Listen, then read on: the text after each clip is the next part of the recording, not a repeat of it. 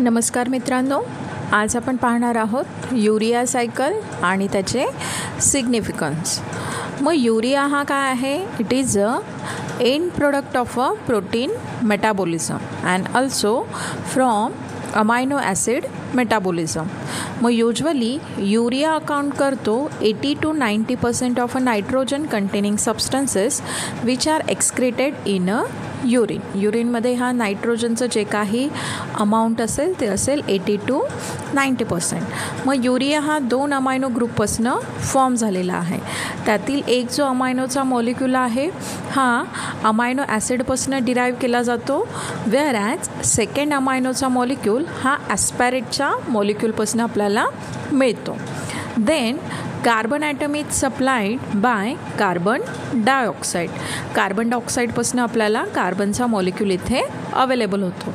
मग urea synthesis जी आहे ती 5 स्टेपमध्ये परफॉर्म केली जाते. प्लस 5 टाईपचे एन्झाईम त्या रिॲक्शनमध्ये तिथे इन्व्हॉल्व असतात. फर्स्ट 2 एन्झाईम जे असतील ते मायटोकॉन्ड्रियामध्ये प्रेझेंट असतात, वेअर ॲज जे रेस्ट अवेलेबल एन्झाईम असतील म्हणजे किती 3 एन्झाईम युजली ते तुम्हाला कुठे दिसून येतील? मग सायटोसोलमध्ये. मग आपण इथे पाहू शकतो युरिया सायकलचं डायग्रॅमॅटिक रिप्रेझेंटेशन. मग एकदा आपण ही समजून घेऊया आणि त्यानंतर डिटेलिंग स्टडी करू. मग काय होतं, मायटोकॉन्ड्रिया ऑफ अ लिव्हर सेलमध्ये काय होतं, इथे अमोनिया आणि कार्बन डायऑक्साईड जो आहे हा इंटरॅक्ट होतो. इंटरॅक्ट झाल्यानंतर in presence of carbonyl phosphate synthetase, carbonyl फॉस्फेटच्या मॉलिक्यूलचं इथे फॉर्मेशन केलं जातं. मग हा कार्बोनिल फॉस्फेटचा जो मॉलिक्यूल आहे कन्व्हर्ट केला जातो तुमच्या सिट्रुलिनच्या मॉलिक्यूलमध्ये in presence of ornithine carbamoyl transferase. सिट्रुलिनचं कन्व्हर्जन होतं तुमच्या अर्जिनिन सक्सिनेटमध्ये in presence of argino succinate synthetase. Plus ॲस्परेटचा मॉलिक्यूल इथे रिॲक्शनमध्ये इन करतो. मग अर्जिनो सक्सिनेटचं जेव्हा अर्जिनिनमध्ये कन्व्हर्जन केलं जातं, फ्युमरेटचा मॉलिक्यूल इथे इव्हॉल्व केला जातो in presence of argino succinate lyase. ह्या अर्जिनो सक्सिनेटचं काय झालं? ब्रेकडाऊन झालं. अर्जिनिनचा जो मॉलिक्यूल आहे हा परत इथे काय होतं, मग युरियाचं प्रोडक्शन करतो. प्लस ह्या अर्जिनिनचं ऑर्निथिनमध्ये सुद्धा कन्व्हर्जन होतं. मग ही सायकल इथे कंटिन्युअसली चालू असते आणि जो काही युरिया इथे फॉर्म झाला आहे हा ब्लड स्ट्रीममध्ये मिक्सअप होतो. किडनी थ्रू त्याचं फिल्ट्रेशन केलं जातं आणि युरिन थ्रू तो नायट्रोजन तिथे एक्सक्रीट केला जातो. मग आता आपण युरिया सायकलला डिटेलमध्ये स्टडी करूया. फर्स्ट स्टेप काय आहे? Synthesis of a carbonyl phosphate. जसं आपण डायग्राममध्ये बघितलं त्या काय होतं, ज्यावेळी तुमचा अमायनोचा मॉलिक्यूल आणि कार्बन डायऑक्साईडचा मॉलिक्यूल हा इंटरॅक्ट करेल, कार्बोनिल फॉस्फेटचं इथे सिंथेसिस केलं जातं in presence of enzyme carbonyl phosphate synthase. So ह्या स्टेपमध्ये 2 ATP हे युटिलाइज केले जातात. रिॲक्शन ही इरिव्हर्सिबल असेल आणि रेट लिमिटिंग असेल. मग कार्बोनिल फॉस्फेट सिंथेसिस जो एन्झाईम रिक्वायर असतो हा कशासाठी रिक्वायर आहे? एन ॲसिटिल ग्लुटामेटची ॲक्टिव्हिटी शो करण्यासाठी. सेकंड एन्झाईम आहे तुमचा कार्बोनिल फॉस्फेट सिंथेटेज 2. हा इन्व्हॉल्व होतो तुमच्या पायरिमिडिन सिंथेसमध्ये जे तुमच्या सायटोसोलला तिथे प्रेझेंट असेल. So it accept the ammonia group from glutamine and does not require N acetyl glutamate for its activity. मग इथे काय म्हणतो आहे, तो जो अमायनोचा ग्रुप आहे तो त्याने ग्लुटामिनपासून इथे ॲब्झॉर्ब केला आहे किंवा ॲक्सेप्ट केला आहे. त्याच्यासाठी त्याला एन ॲसिटिल ग्लुटामेटची मॉलिक्यूल जो आहे तो तिथे इसेन्शियल नाही. मग आपण हे डायग्राम बघूया. इथे काय सांगितलेलं आहे? Synthesis of a carbonyl phosphate moiety. Ammonia आणि बायकार्बोनेटचे आयन इंटरॅक्ट झाले. ATPचं ADPमध्ये कन्व्हर्जन झालं. 2 ATPचे मॉलिक्यूल इथे रिक्वायर झाले किंवा इन प्रोसेस त्यांनी पार्टिसिपेशन केलं. तर 2 ADPचे मॉलिक्यूल आणि इनऑर्गॅनिकचा मॉलिक्यूल इथे फॉर्म झाला. कॉम्प्लेक्स स्ट्रक्चर जे फॉर्म झालं इथे काय झालं, अमोनिया आणि कार्बोनिलसोबत तुमचा फॉस्फेटचा मॉलिक्यूल ॲड करण्यात आला. सो ह्या कॉम्प्लेक्सला आपण काय म्हटलं, कार्बोनिल फॉस्फेटचा मॉलिक्यूल. मग आता सेकंड स्टेप आहे इथे तुमची formation of a citrulline.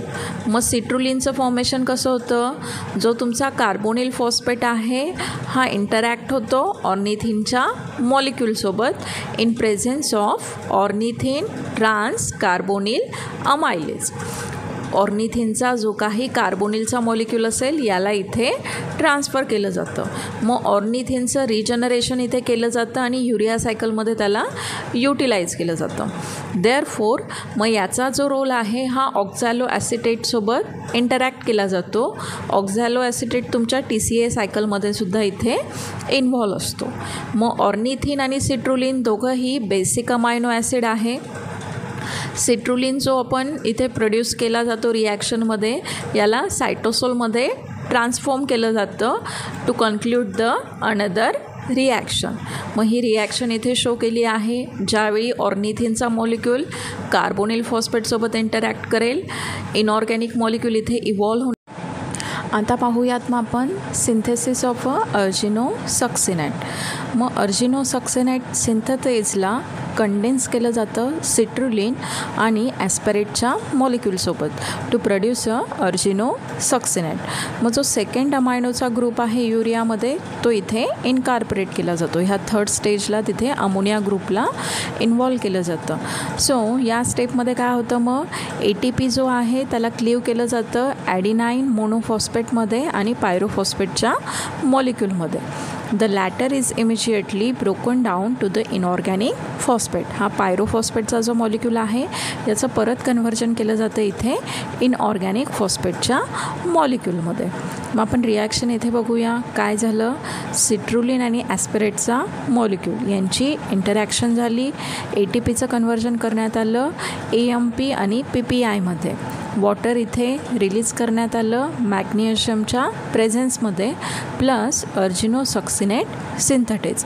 So याचा प्रोडक्ट काय फॉर्म झाला इथे, अर्जिनो सक्सिनेटचा मॉलिक्यूल. फोर्थ स्टेज आहे इथे cleavage of argino succinate.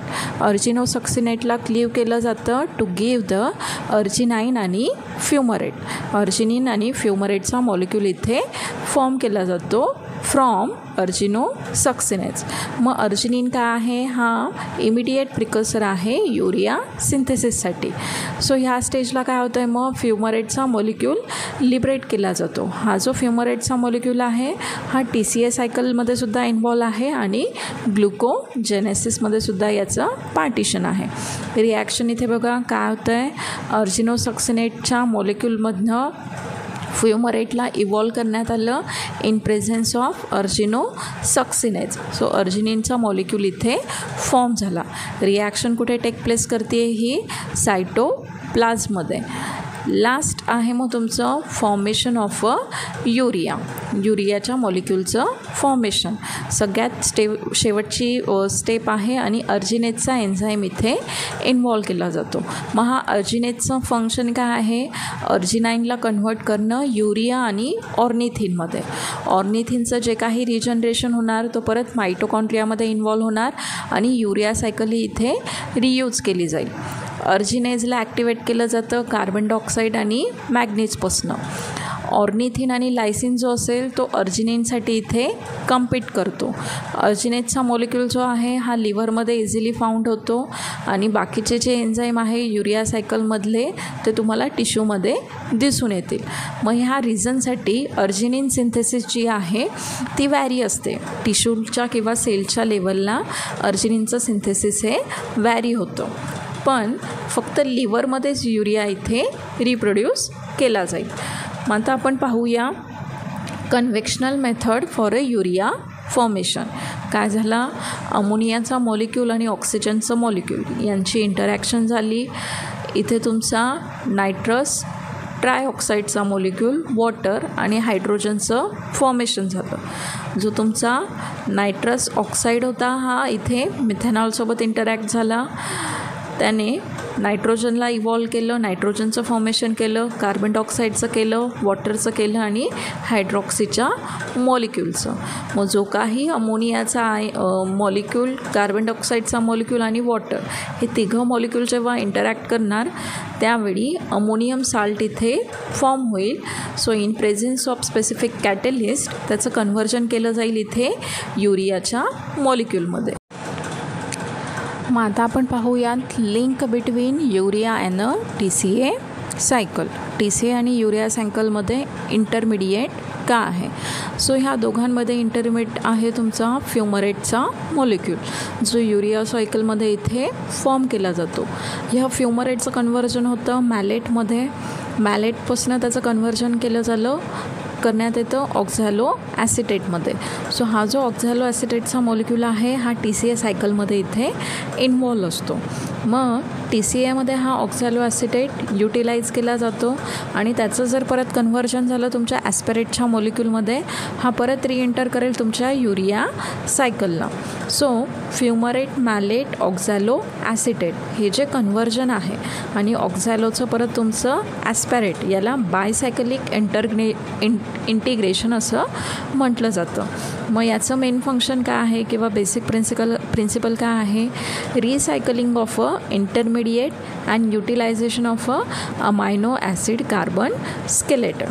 Amino ॲसिडचा जो कार्बन आहे त्याचं रियुटिलायझेशन करणं हे त्याचं मेन मोटिव्ह आहे. डायग्राम बघू शकतात आपण. डायग्राम काय सांगते आपल्याला? Inter relation between urea and TCA cycle. First दिसते आपल्याला युरिया सायकल. इथे काय होतं आहे, तुमचा जो अर्जिनोसक्सिनेटचा मॉलिक्यूल आहे ह्या स्टेजला फ्युमरेटचा मॉलिक्यूल इव्हॉल्व केला जातो. फ्युमरेटचा मॉलिक्यूल इंटरॅक्ट करतो TCA सायकलला, इंटरकनेक्ट केला जातो. ह्या फ्युमरेटचं मॅलेटमध्ये कन्व्हर्जन होणार, मॅलेटचं परत ऑक्झॅलो ॲसिटेट. सो ऑक्झॅलो ॲसिटेट कंप्लीट करेल ती असेल TCA सायकल. बट जर ऑक्झॅलो ॲसिटेटने कन्व्हर्जन केलं ॲस्पिरेटच्या मॉलिक्यूलमध्ये, हा ॲस्पिरेटचा मॉलिक्यूल परत तुमच्या युरिया सायकलला इन करेल. सो कंटिन्युअसली ही अशी रिॲक्शन चालू राहते. सो याला काय म्हटलं जातं मग?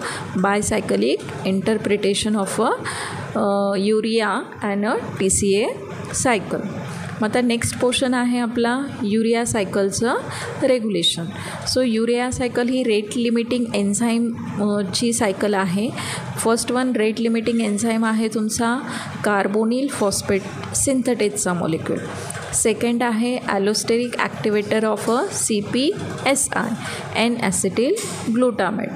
थर्ड मॉलिक्यूल आहे N acetyl glutamate which is synthesize by N acetyl glutamate synthase in presence of arginine. आणि लास्ट वन आहे नॅक्स डेफिशियन्सी. सो ही ट्रीट केली जाते तुमच्या कार्बाग्ल्यू किंवा CpS1 ॲक्टिवेटरने. सो हे काय होतं? एन्झाईमचं रेग्युलेशन. मग ओव्हरऑल रिॲक्शन आणि त्याच्या एनर्जीज. मग युरिया सायकल कशी आहे? इरिव्हर्सिबल आहे आणि 4 ATP इथे कन्झ्युम केल्या जातात. 2 ATP ज्या आहे त्या कार्बोनिल फॉस्फेटच्या मॉलिक्यूलचं सिंथेसिस करण्यासाठी 1 ATP तुमची कन्व्हर्ट केली जाते मोनोफॉस्फेटमध्ये आणि पायरोफॉस्फेटच्या मॉलिक्यूलमध्ये. कुठे? ज्यावेळी अर्जिनोसक्सिनेटचं फॉर्मेशन होतं. मग ही जी ATP कन्व्हर्ट होते ही इक्वल असते 2 ATPच्या, म्हणून टोटल 4 ATP ह्या इथे कन्झ्युम केल्या जातात युरिया सायकलमध्ये. सो इथे आपण बघितलं युरिया सायकल, त्याचा